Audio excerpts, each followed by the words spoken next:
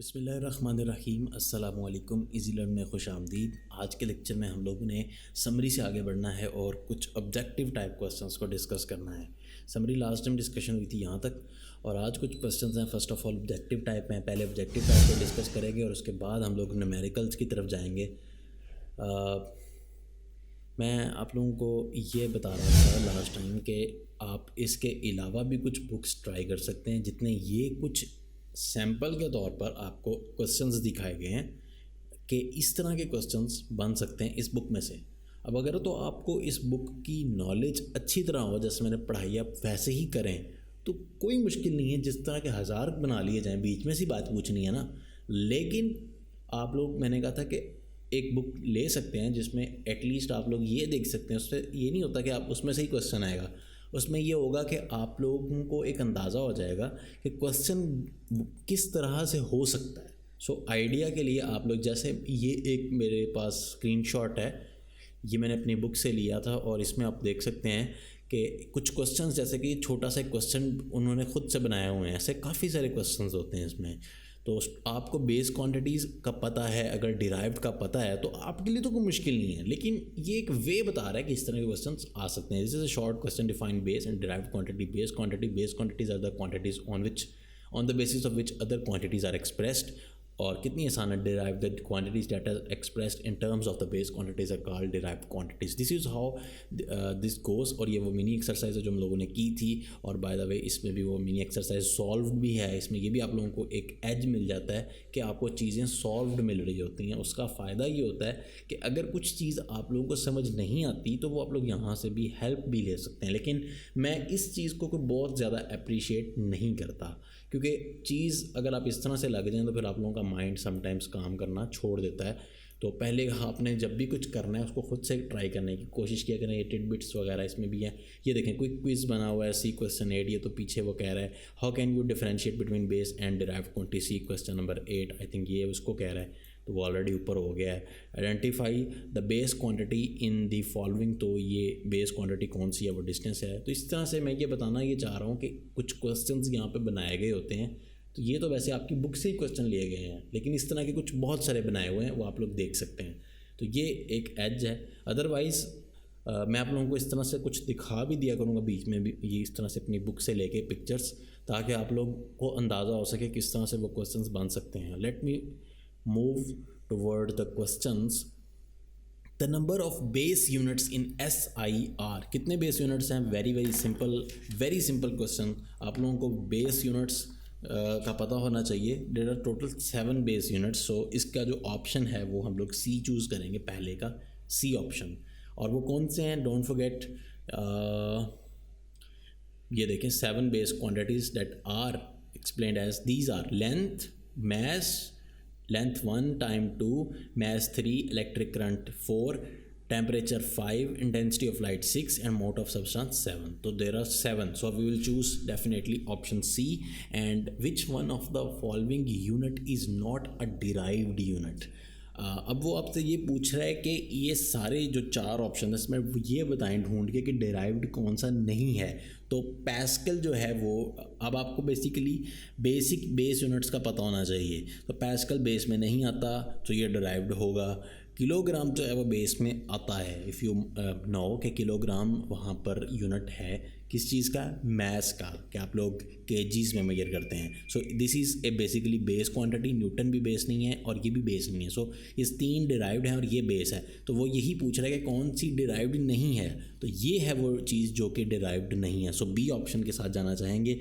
Next move करते हैं। Amount of substance in terms of numbers is measured in. Amount of substance in terms of number is, कोई भी चीज़ हो, substance हो, आप लोगों को पता है अमाउंट ऑफ सब्सटेंस वो मेजर की जाती है इन terms of mole. Option D के साथ यहाँ पर हम लोग जाएंगे।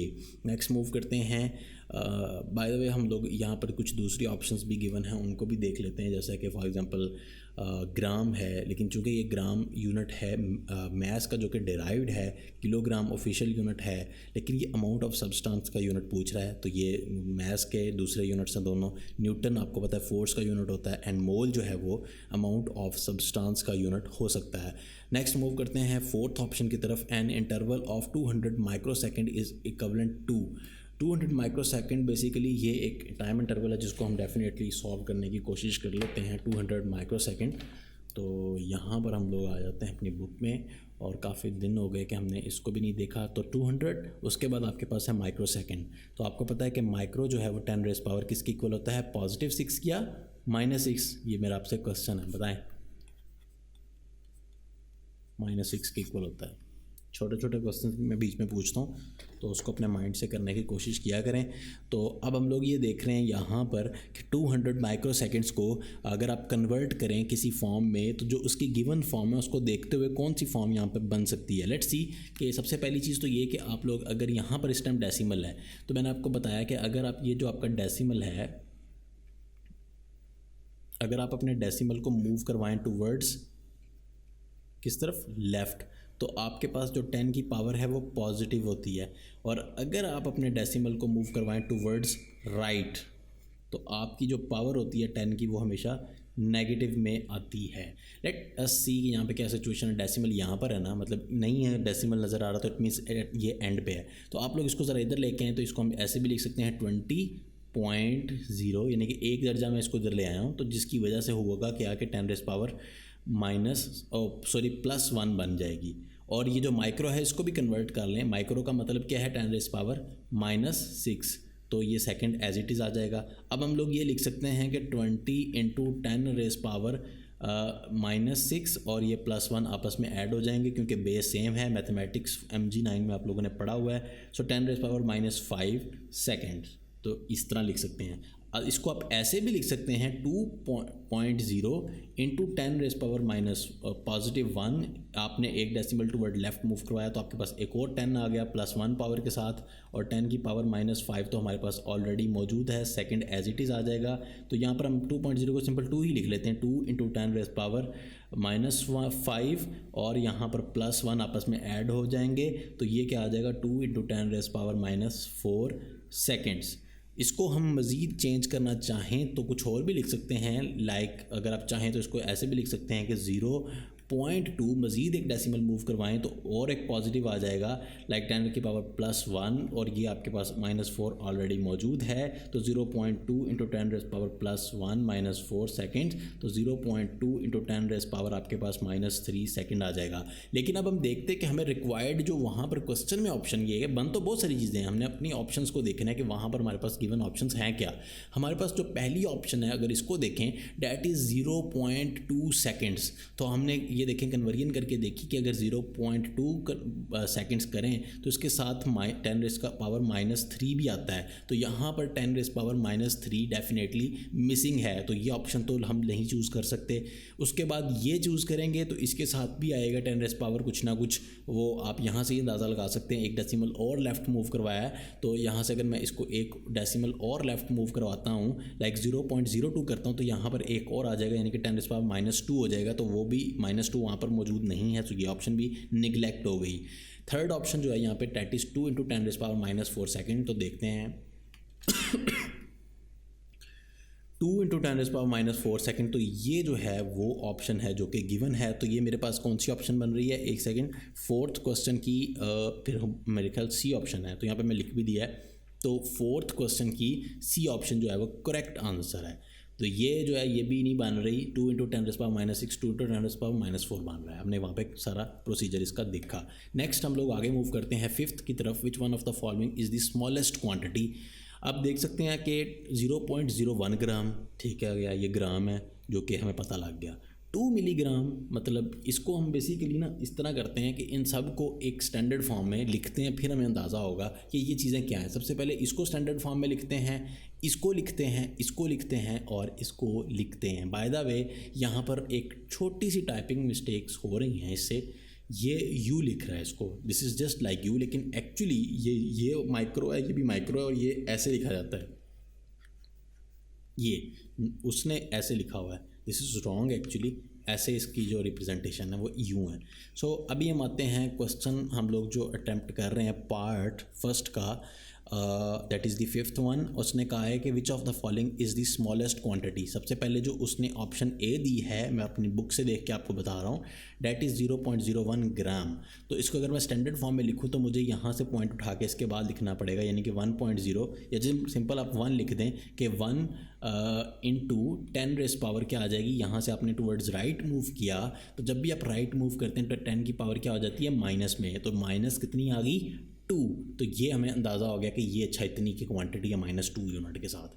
बी ऑप्शन आप लोगों के पास क्या है, बी ऑप्शन आप लोगों के पास है 2 मिलीग्राम, 2 mg मिलीग्राम। इसको स्टैंडर्ड फॉर्म में कन्वर्ट करते हैं तो 2 इंटू 10 रेस पावर क्या आ रहा है, मिली कितना होता है, -3। सो आप लोगों को अंदाज़ा हो गया कि ये ज़्यादा छोटी है, ये -3 में है। सो ये तो वैसे इग्नोर होगी। इसका मतलब ये है कि बी, ए और बी में अगर देखा जाए तो बी ज़्यादा छोटा है। नेक्स्ट ऑप्शन को भी यहाँ पर डिस्कशन के में शामिल करते हैं। ऑप्शन सी हमारे पास जो है that is 100 microgram.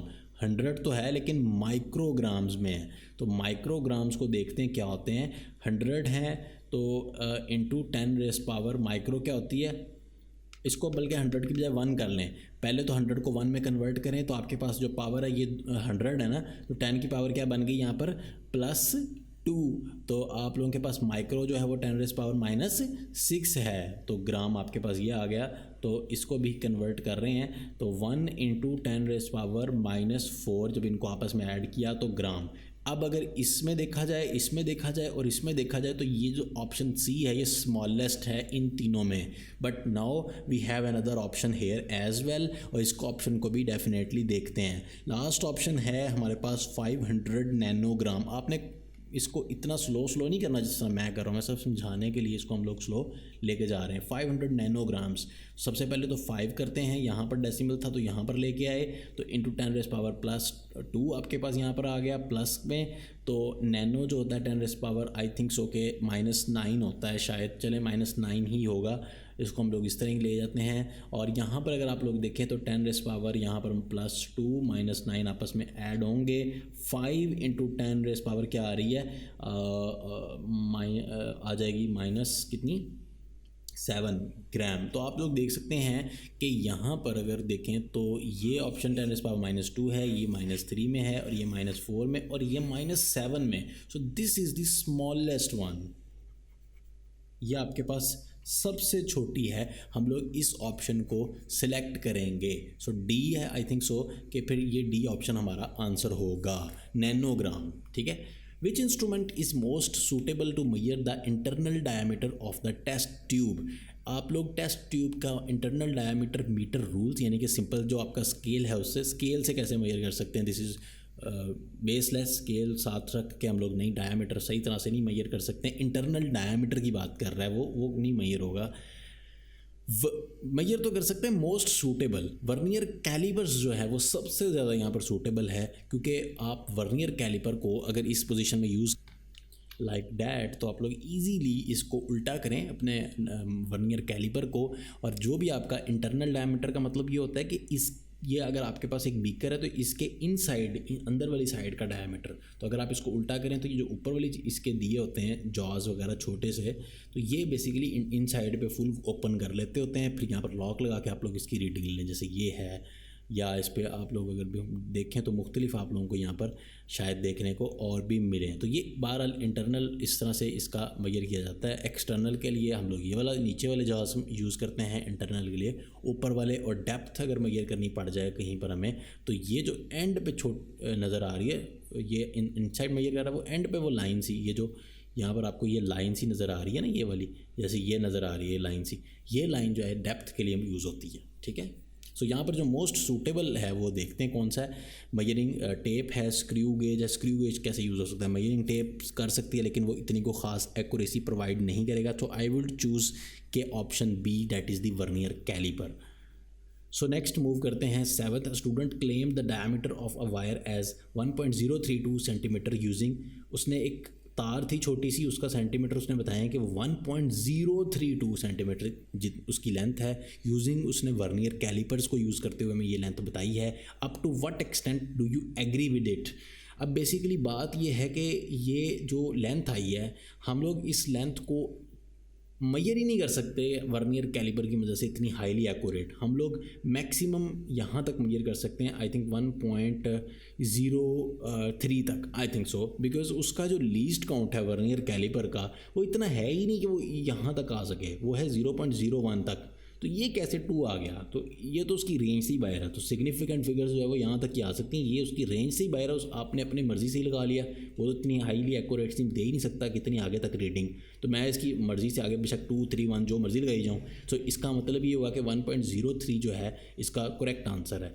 A measuring cylinder is use to measure. जो मेजरिंग सिलेंडर है उससे हम लोग क्या चीज़ मेजर कर सकते हैं? मेजरिंग सिलेंडर की मदद से आप लोग मैस बिल्कुल नहीं मेजर कर सकते, एरिया भी नहीं कर सकते, वॉल्यूम कर सकते हैं, लेवल और चीज़ होती है। लेवल होता है कि आपका लिक्विड जो है ना वो कितने, लेवल तो एक और स्टैंडर्ड है, कितने हाई पॉइंट्स पे खड़ा है, लो पे खड़ा है। आप लोग उसका वॉल्यूम मतलब पूरे का पूरा जो होता है सारा हर डायमेंशंस में उसका जो एरिया या उसका इनसाइड जो स्पेस रखता है वो सारी की सारी स्पेस आ जाती है। सो this is called volume. Level और चीज़ है, लेवल अभी इसमें मैसअप ना हो, लेवल और चीज़ है। लेवल होता है जैसे आपका फॉर एग्जांपल इतने बड़ा एरिया उसमें डैम है कि कुछ चीज़ है, उसमें लेवल बनाए जाते हैं अपनी मर्ज़ी से कि ये लेवल है इसके। वॉल्यूम टेस्ट ट्यूब वगैरह या आपकी जो मेजरिंग सिलेंडर्स ख़ास होते हैं, बीकर्स टाइप होते हैं, वो तो वॉल्यूम के लिए मेजर होते हैं, पीछे हमने पढ़ा रखा है। A student noted the thickness of किसकी, of a glass sheet using a screw gauge. जो आपके पास शीशे की कोई मतलब है चीज़, उस शीशे की उसने लेंथ ली है ग्लास की using screw gauge. Screw gauge आपको पता बहुत हाईली एक्यूरेट होता है। On the main scale it reads 3 divisions while 8th division on the circular scale coincides with the index line, it's thickness is. तो पहली चीज़ तो ये कि वो 3 आ गया आपके पास। तो सबसे पहली फिगर देखें 3 सब में आ रहा है, सो सारी भी अंडर कंसिडरेशन है। 8th है तो 8th हो उसके आप मेजर करवाएं, मल्टीप्लाई करवा दें उसके लीस्ट काउंट से। आपको पता है कि स्क्रू गेज का जो लीस्ट काउंट होता है सेंटीमीटर्स में आप देखें, क्योंकि सेंटीमीटर्स में या मिलीमीटर्स दोनों में अगर आप देखें तो डैट इज़ एक्चुअली 0.01, ठीक है, मिलीमीटर। अगर हम मिलीमीटर्स में बात करें तो इट मीन्स कि वो 0.08 हो जाएगा अगर आप उसको 8th के साथ मल्टीप्लाई करें। तो वो इसमें ऐड करें, लाइक 3rd है तो मैं इसको आपको करके दिखा देता हूँ। सबसे पहले तो स्क्रू गेज की अगर हम रीडिंग लें, आपको पता है कि ये screw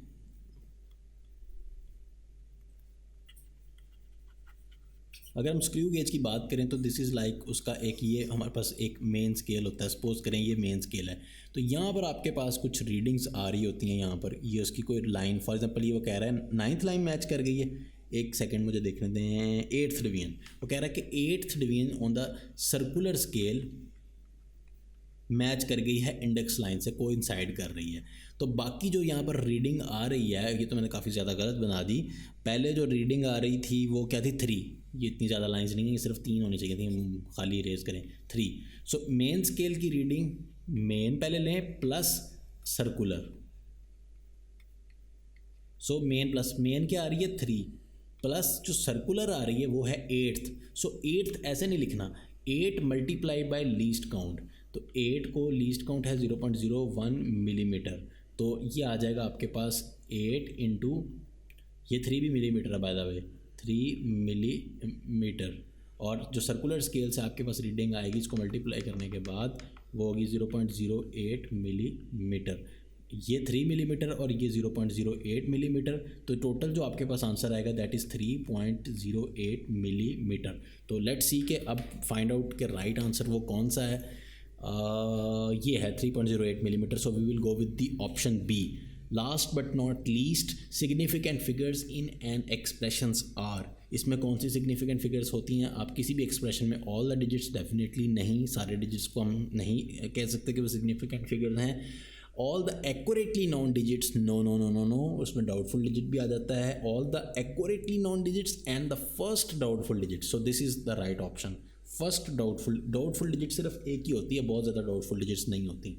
all the accurately known and all the no, this is not. So C option इसके अंदर करेक्ट है। एक डाउटफुल डिजिट यानी कि जो लास्ट डिजिट होती है एक्चुअली वो हमारी डाउटफुल होती है, बहुत ज़्यादा डाउटफुल डिजिट्स नहीं होती।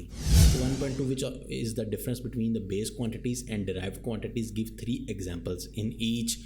सो ये चलें, इससे आगे हम लोग ये आज MCQs किए हैं, ये कल देखते हैं इसमें। तो आज के लिए बस इतना ही। दुआ में याद रखिएगा, किसी चीज़ की समझ नहीं आई तो आप लोग पूछ सकते हैं, कांटेक्ट कर सकते हैं। हमारे फेसबुक पेज का एड्रेस है facebook.com/easylearn11। टेक केयर, अल्लाह हाफिज़।